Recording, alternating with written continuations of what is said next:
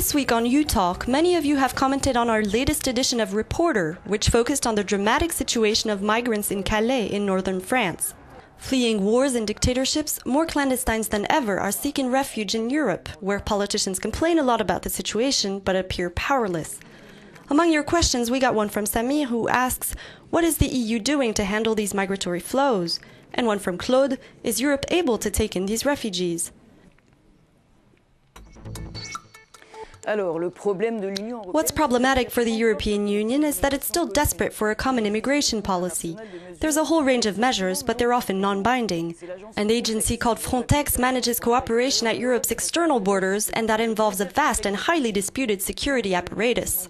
Not only is the number of illegal migrants rising sharply as conflicts spread, but they take ever greater risks to reach Europe. On the other hand, the European asylum system stumbles upon the Dublin Conventions, whereby a migrant must apply for asylum in the first host country. If he goes elsewhere, he can be sent back to his country of arrival. So everyone is trying to get rid of the migrants who get sent back and forth, and thousands of people are kept for months or years in hiding and poverty.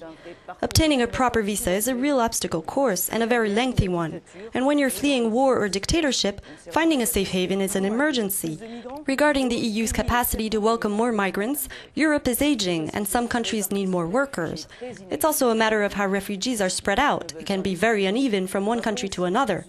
It's also worth noting that developing countries are those taking in 80% of the world's refugees, and one can question the EU's responsibility towards victims of conflicts and regimes that are often supported by European states. If you want to ask a question, go to euronews.com or on our social media pages.